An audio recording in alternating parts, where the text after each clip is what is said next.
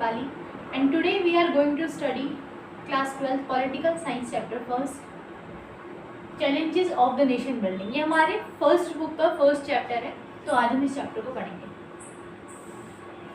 तो इस चैप्टर के अंदर जो टॉपिक्स कवर होते हैं पहले हम उन्हें देख लेते हैं। ये एक तरह का इंट्रोडक्शन है। हम देखते हैं हम क्या क्या इस चैप्टर में हम क्या क्या टॉपिक्स कवर करने वाले हैं। तो जो फर्स्ट टॉपिक है वो है 3 चैलेंजेस। अब यहाँ पे 3 चैलेंजेस का मीनिंग क्या है? 3 चैलेंजेस मतलब जब हम सभी जानते हैं जैसे कि 1947 15 अगस्त को हमारी इंडिया इंडिपेंडेंट हुई, तो उस टाइम पे जब न्यू इंडिया बना और जब इंडिया का डिवीजन होके इंडिया और पाकिस्तान 2 कंट्रीज निकली, 2 नेशन थ्योरी के बेसिस पे, आगे हम वो भी पढ़ेंगे। तो उसमें 3 चैलेंजेस आए हमारा न्यू नेशन बनाने में, मतलब न्यू इंडिया जो था, इंडिपेंडेंट इंडिया जो था, उसको बनाने में 3 चैलेंजेस आए। वो कौन से 3 चैलेंजेस थे उनको आगे हम डिटेल में स्टडी करेंगे। Second is our partition, displacement and rehabilitation.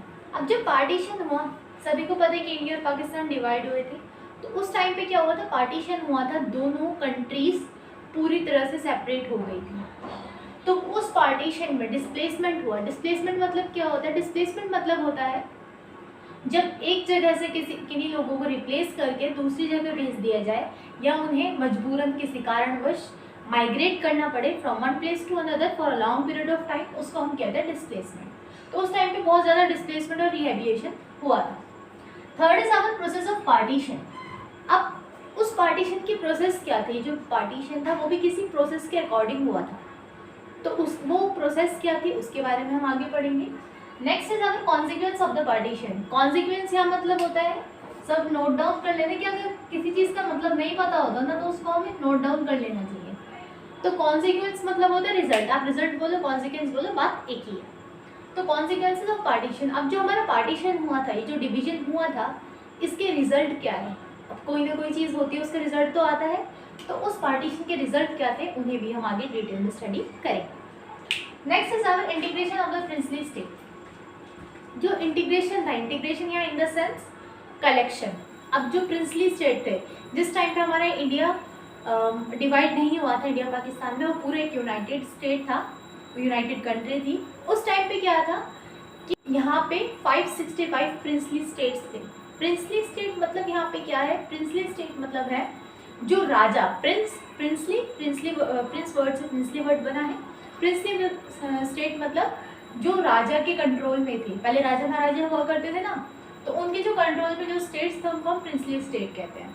तो जब हमारी कंट्री आज़ाद हुई, उस टाइम पे जब इंडिया बना, तो एक बहुत बड़ी प्रॉब्लम थी कि अलग अलग जो राज्य हैं उस टाइम पे क्या करने लगे, डिमांड करने लग गए थे। जितने भी राजा थे उन्होंने डिमांड कर दी थी कि हम क्या करेंगे। जैसे हैदराबाद के थे जो निज़ाम थे, उन्होंने बोला कि हम हैदराबाद को एज अ कंट्री अलग बना लेंगे। हम मणिपुर के राजा ने भी ऐसे कहा, जम्मू कश्मीर के राजा ने भी ऐसे कहा। तो ये जो प्रिंसली स्टेट था, इनको एक साथ ला के पूरा कलेक्टेड एंड यूनाइटेड इंडिया बनाना बहुत बड़ी प्रॉब्लम थी।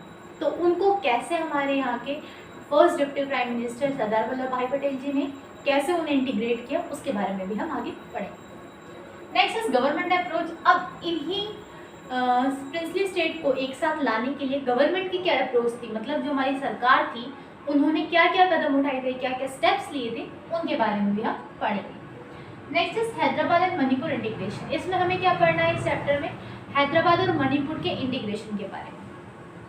यहाँ हैदराबाद और मणिपुर मेनली यही क्यों कहे गए हैं? वैसे तो 565 प्रिंसली स्टेट थे, बट इनका नाम इसलिए लिया गया है क्योंकि हैदराबाद को और मणिपुर को, इन दोनों को इंटीग्रेट करने में सबसे ज़्यादा प्रॉब्लम हुई थी। किन्हें? सरदार वल्लभ भाई पटेल जी। सबसे ज़्यादा यहाँ पे प्रॉब्लम हुई थी, मतलब इन्होंने मिलिट्री भी लगा दी और बहुत ज़्यादा मतलब सब कुछ करके दिया, साम दाम दंड भेद सब कुछ करके देख लिया था, तब जाके ये दोनों इंटीग्रेट हुए थे हमारी इंडिया के अंदर। और लास्ट हम पढ़ेंगे reorganisation of the states. Reorganisation मतलब एक हमारी कमेटी बनाई गई थी, रीऑर्गेनाइजेशन कमीशन। उसके अंदर क्या हुआ था, स्टेट्स को फिर से रीऑर्गेनाइज, उनकी बाउंड्री जो थी उनको कम ज़्यादा किया गया था लैंग्वेज के बेसिस पे, उसको भी हम आगे डिटेल में स्टडी करेंगे। तो ये थे हमारे टॉपिक्स, ये इंट्रोडक्शन हो गया था हमारा। Let's start the chapter. तो हमारा फर्स्ट टॉपिक है challenges of the new nation. तो जो न्यू नेशन बना था उसके चैलेंजेस क्या थे, मतलब जो हमारी न्यू इंडिया बना था उसके पास क्या क्या चैलेंजेस आए, किस तरह से वो हम आज के टॉपिक में पढ़ने वाले हैं। फर्स्ट इज इंडिया को इंडिपेंडेंस ऑन 14-15 अगस्त मिडनाइट। जो इंडिया था उसको इंडिपेंडेंस कब मिली थी? 14-15। हम बोलते हैं कि 15 अगस्त 1947, बट 14 और 15 जो 14-15 अगस्त था उसकी मिडनाइट करेक्ट 12 AM पे हमें क्या मिली थी? आज़ादी मिली थी, इंडिपेंडेंस मिली थी। जो हमारे फर्स्ट प्राइम मिनिस्टर थे पंडित जवाहरलाल नेहरू जी, उन्होंने ट्रिस्ट विद डेस्टिनी कौन सी स्पीच दी थी? ये पॉइंट बहुत ज़्यादा आता है, एक मार्क्स का क्वेश्चन में भी कई बार क्वेश्चन बन जाता है कि tourist with destiny Nehru ji ने की फेमस स्पीच है ट्रिस्ट विद डेस्टिनी, उन्होंने 14 और 15 अगस्त की नाइट में ये दी थी। Two poles of freedom struggle, जब हमारा फ्रीडम स्ट्रगल हो रहा था, मतलब कि जब हमारी इंडिया इंडिपेंडेंट नहीं हुई थी, उस टाइम पे जो आंदोलन चल रहा था, जो क्रांति चल रही थी, उसमें उसके कुछ गोल्स थे, उसके कुछ एम्स थे कि मतलब जब हमारी इंडिया आज़ाद होगी या हमारा देश आज़ाद होएगा तो उस टाइम पे हमारी क्या क्या विजन होगा, हमारा क्या एम होगा कंट्री के लिए। तो वो थे first to run the nation democratically after the independence, कि आज़ादी के बाद भी हम क्या करेंगे, अपनी कंट्री जो हमारा आज़ाद नेशन होगा, हमारा आज़ाद देश होगा, उसको हम डेमोक्रेटिकली मीन्स लोकतंत्र मतलब लोगों के राज के साथ चलाएंगे, जहाँ पे क्या होगा, सब कुछ डेमोक्रेटिक होगा, गवर्नमेंट डेमोक्रेटिक होगी और डेमोक्रेसी को पूरी तरह से माना जाएगा, स्थापित किया जाएगा। Next is welfare of all would be insured by the democratic government. दूसरा एम उनका क्या था? दूसरा एम उनका ये था कि जो वहाँ गवर्नमेंट होगी, जो सरकार होगी, वो डेमोक्रेटिकली रन करेगी, सरकार पे किसी भी तरह का दबाव नहीं होगा, ना कोई मोनार्की ना कोई एनार्की, कुछ चीज़ नहीं होगी, सिर्फ क्या होगी, डेमोक्रेटिक गवर्नमेंट होगी, हमारी लोकतांत्रिक गवर्नमेंट होगी, जिन्हें कौन चुनेंगे? हमारे पीपल चुनेंगे, ठीक है। Next is India got independence on 15 अगस्त 1947। ये सभी जानते हैं कि इंडिया को इंडिपेंडेंस कब मिली थी? 15 अगस्त 1947 में। बहुत इंपॉर्टेंट है, याद होना चाहिए, पॉलिटिकल के बच्चे तो ये ज़्यादा याद होना चाहिए, मोस्ट इंपॉर्टेंट, अगर कहीं पूछ लिया तो ये पक्का पता होना चाहिए। Next is two nation emerge as. अब जब हमारा इंडिपेंडेंट हुआ, हमारा इंडिया जो हमारा देश इंडिपेंडेंट हुआ, तो उसमें से दो नेशन एमर्ज हुए। एमर्ज मतलब यहाँ निकलना या फिर उससे उभरना। तो दो नेशन उभरे, कौन? पाकिस्तान, ठीक है। The year 1947 had unprecedented trauma and violence. अब जो डिवीजन हुआ, ये ना डिवीजन हम कहते हैं डिवीजन हो गया, बड़ी इजीली कह देते हैं, बट ये डिवीजन ना बहुत उस टाइम पर अगर हम देखें ना तो बहुत दर्दनाक, बहुत ज़्यादा रुलाने वाला था, बहुत वायलेंस हुआ था इसमें, इतना ज़्यादा मतलब हर जगह मार काट और इतना वायलेंस फैल गया था हर जगह कि मतलब कोई जी नहीं सकता था अच्छे से। हिंदुओं को डर लगा रहता था कि कौन कब आके मार दे, मुस्लिम्स को भी सेम डर लगा रहता था, तो कोई भी व्यक्ति सेफ नहीं था उस टाइम पे। इतने ज़्यादा रियॉट्स हो गए थे हिंदू और मुस्लिम कम्युनिटी के बीच में कि बहुत ज़्यादा ट्रॉमा और वायलेंस क्रिएट हो गया था सारे के सारे एनवायरनमेंट में। तो ये जो हमारा इंडिपेंडेंस है ना, इसको कई बार डिवीजन ऑफ हर्ट्स भी बोला जाता है। कई सारे जो ऑथर्स हैं इसे as a division of hearts भी यूज़ करते हैं। यहाँ डिवीजन ऑफ हर्ट्स का मतलब क्या है कि जब डिवाइड हुआ तो लैंड ही डिवाइड नहीं हुई थी, सिर्फ घर ही डिवाइड नहीं हुए थे, ज़मीनें डिवाइड नहीं हुई थी, लोगों के दिल, परिवार सब बिछड़ गए थे। कितने लोग ऐसे थे, कितने परिवार ऐसे थे जो ख़त्म हो गए इंडिपेंडेंस के साथ ही, डिवीजन के साथ ही। तो यहाँ पे हमारे टॉपिक कंप्लीट होते हैं। Move to the next topic. तो हमारा नेक्स्ट टॉपिक है 3 चैलेंजेस। अब इस टॉपिक में बताया गया हम उसे डिटेल में स्टडी करने हैं। तो 3 चैलेंजेस आए, मतलब जब हमारा पार्टीशन हुआ इंडिया पाकिस्तान 2 कंट्रीज़ में, तो उसके बाद 3 चैलेंजेस आए जो हमारी इंडिया को फेस करने पड़े। यहाँ हम अभी पाकिस्तान की बात नहीं कर रहे, यहाँ सिर्फ हम अपनी इंडिपेंडेंट इंडिया की बात कर रहे हैं। तो वो 3 चैलेंजेस क्या थे? फर्स्ट चैलेंज था टू शेप द नेशन, कि किस तरह से जो इंडिपेंडेंट इंडिया है उसको एक नेशन, एक पूरे देश के रूप में एस्टेब्लिश किया जाए, एक साथ लाया जाए। क्यों? क्योंकि जो 565 प्रिंसली स्टेट थे उस टाइम पे, सभी ने क्या घोषित कर दिया था कि हमें एक इंडिपेंडेंट कंट्री बननी है। जैसे कि त्रावणकोर ने, हैदराबाद के निज़ाम ने, वो हम आगे बढ़े, ठीक है। नेक्स्ट हमारा था एकोमोडेट डाइवर्सिटी। एकोमोडेट मतलब क्या होता है? एकोमोडेट का मतलब होता है किसी भी चीज़ को रिजॉल्व करना या फिर सॉल्व करना। तो डाइवर्सिटी को जो इतना सारा भिन्नताएं हैं हमारे यहाँ, विभिन्न विभिन्न तरह के लोग रहते हैं, रिलीजन, कास्ट, लैंग्वेज, इन सब के जो लोग रहते हैं, उनमें एक तरह की एकता लानी थी, उन सबको हमें एक साथ लाना था, एकोमोडेट करना था, इकट्ठा करना था। तो सेकंड चैलेंज हमारा एकोमोडेट डाइवर्सिटी।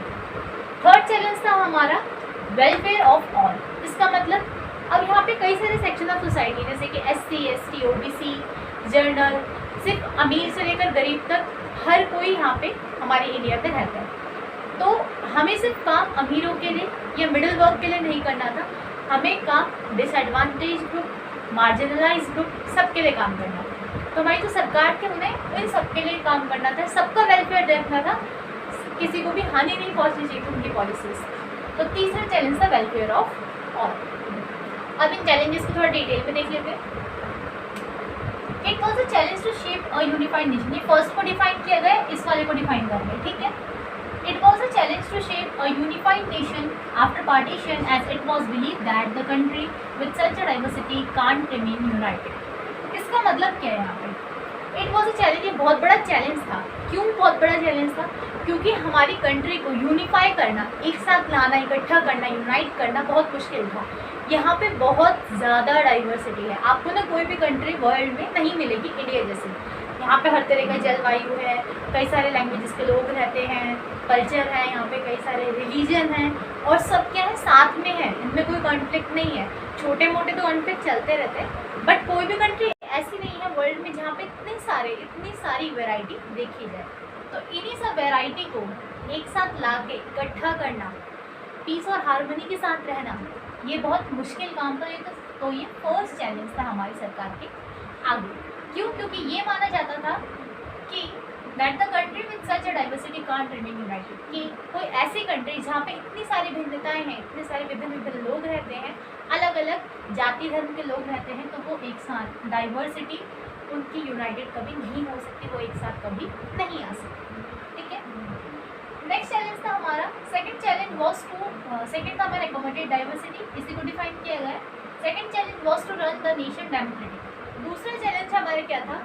कंट्री को डेमोक्रेटिक वे में चलाना, लोकतांत्रिक तरीके से कंट्री को रन करना। अब इसमें दिक्कत क्या थी? इसमें प्रॉब्लम ये थी कि जब हमारी कंट्री इंडिपेंडेंट हुई, हमारी इंडिया, उससे पहले ब्रिटिश का रूल था। अब एक ये जो वर्ड है ना डेमोक्रेसी, ये दिखने में तो बहुत हल्का शब्द है, बस इसका मीनिंग बहुत भारी है कि लोकतंत्र, जो लोगों का राज है वो पूरी कंट्री में लागू करना।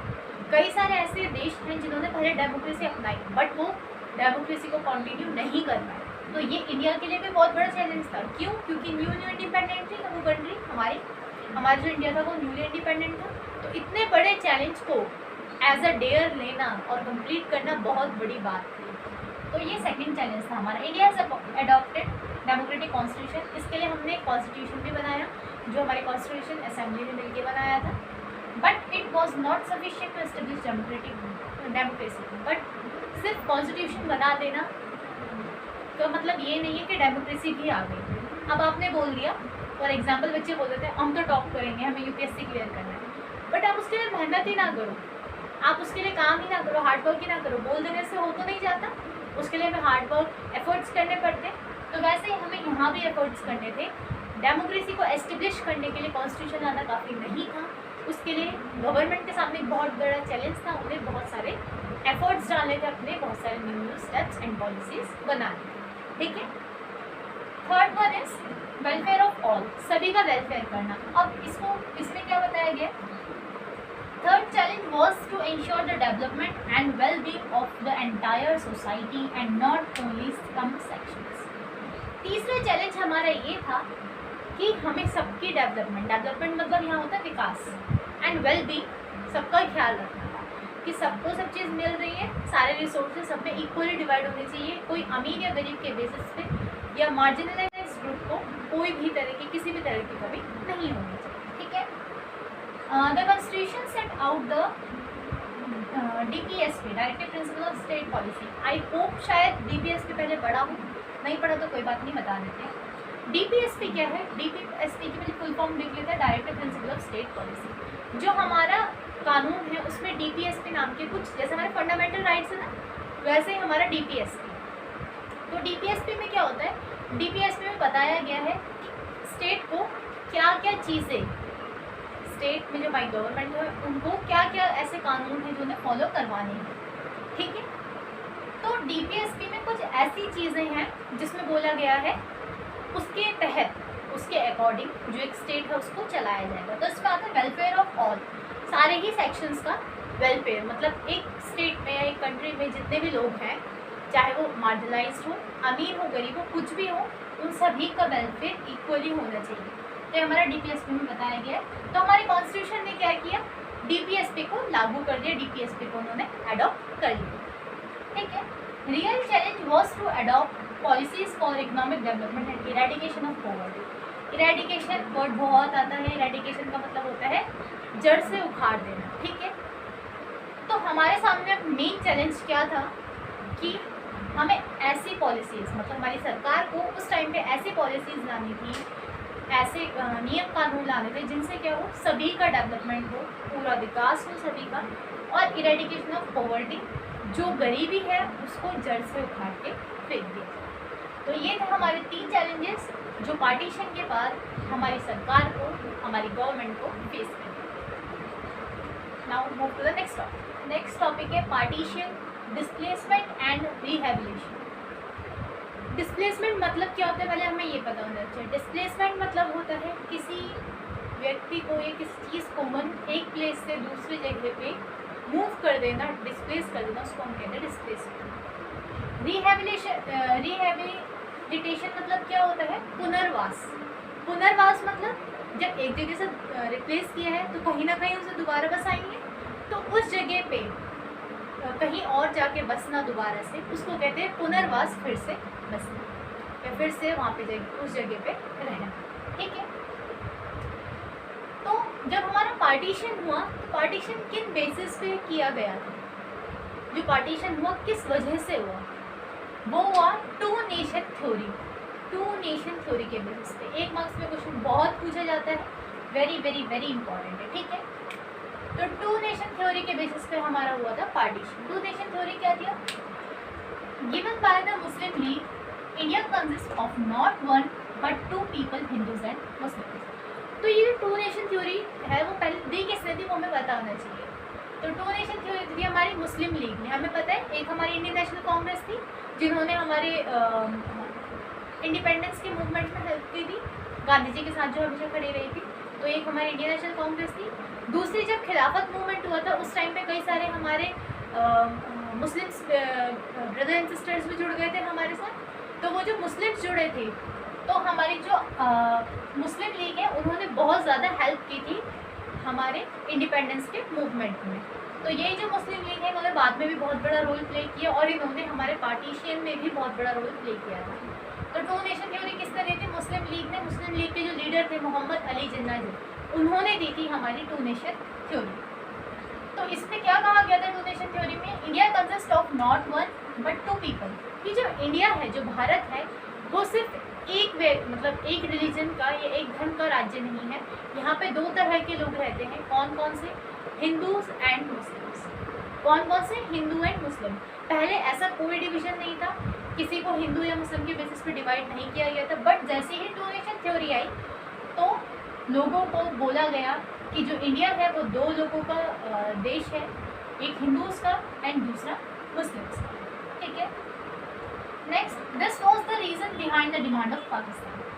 अब बोल दिया गया है कि एक हिंदू है एक मुस्लिम है, तो ऑब्वियस सी बात है उस टाइम पे थोड़े से मेजॉरिटी में हिंदू थे, हिंदू की संख्या एज़ कम्पेयर टू मुस्लिम थोड़ी ज़्यादा थी, ठीक है। तो उन्हें ऐसा लगने लगा, मुस्लिम लीग को ऐसा लगने लगा, मुस्लिम्स को ऐसा लगने लगा कि वो माइनॉरिटी में, तो वो खतरे में है, वो हमारे देश में खतरे में है, उनको क्या है, उनको एलिमिनेशन वाली फीलिंग आने लगी। तो उन्होंने क्या किया, पाकिस्तान की डिमांड कर दी। इसी टू नेशन थ्योरी के बेसिस पे पाकिस्तान की डिमांड की गई, ठीक है। Congress oppose two nation theory and the partition. Congress ने, जो हमारी आईएनसी थी, इंडियन नेशनल कांग्रेस थी, उसने टू नेशन थ्योरी को और पार्टीशन को, दोनों ही चीज़ों को क्या किया था, नहीं माना था, दोनों को अपोज किया था, दोनों का बहिष्कार किया था। उन्होंने कहा था ना ही हम टू नेशन थ्योरी के, मतलब इंडिया को डिवाइड करके इंडिया और पाकिस्तान में 2 नेशंस में बनाने के वो बिल्कुल भी इसके फेवर में नहीं थे, ना ही वो ये चाहते थे कि इंडिया दो टुकड़ों में टूटे, सेपरेट टू कंट्रीज बने, जो कि इंडिया और पाकिस्तान थी, ठीक है। But the competition between the Congress and Muslim League and British rule led to the partition. But फिर भी पार्टीशन नहीं चाहते थे, ना ये चाहते थे, कोई नहीं चाहता था, फिर भी पार्टीशन हुआ। क्यों हुआ? Competition between Congress and Muslim league, competition था बहुत ज़्यादा इंडियन नेशनल कांग्रेस और मुस्लिम लीग के बीच में। अभी कॉम्पिटिशन कैसा था? जब हमारी कॉन्स्टिट्यूएंट असेंबली बनी थी उस टाइम पे उन्होंने हमारा कॉन्स्टिट्यूशन बनाया था। तो जो कॉन्स्टिट्यूशन बनाया था तो उसके लिए जो कॉन्स्टिट्यूएंट असेंबली बनी थी उसका इलेक्शन किस बेसिस पे हुआ था? प्रोविंशियल इलेक्शन के बेसिस पे, ठीक है। तो प्रोविंशियल इलेक्शन में कौन जीती थी? ज़्यादातर सीट्स जो थी वो किसने जीती थी? हमारी इंडियन नेशनल कांग्रेस ने हमारी कांग्रेस ने जीती थी।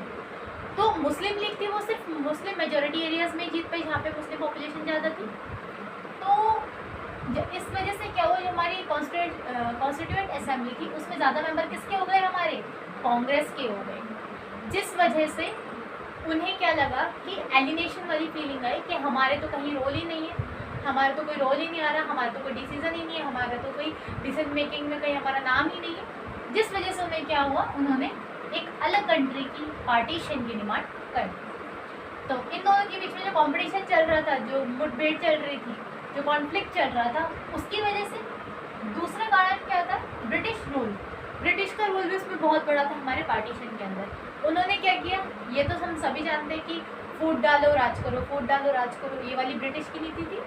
तो उन्होंने क्या किया, हिंदू मुस्लिम्स में फूट डाल दी और जिस वजह से हमारा लास्ट में एंड में पार्टीशन हो, ठीक है।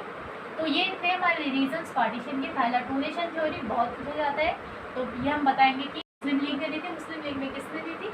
मोहम्मद अली जिन्ना जी ने दी थी। इंडिया कंसिस्ट ऑफ, इसमें क्या बोला गया था? इंडिया दो लोगों का देश है जिसमें हिंदूज और मुस्लिम्स आते हैं। यही रीज़न था, यही मेन कारण था, टू नेशन थ्योरी की मेन कारण था किसका? पाकिस्तान की डिमांड का, एक नए नेशन की डिमांड का। कांग्रेस ने अपोज किया था दोनों ही चीज़ों को। किन किन चीज़ों को? टू नेशन थ्योरी को और पार्टीशन को, एक सेपरेट कंट्री बनाने के लिए। But the competition between the Congress and Muslim League and British rule led to the partition. But फिर भी पार्टीशन क्यों हुआ?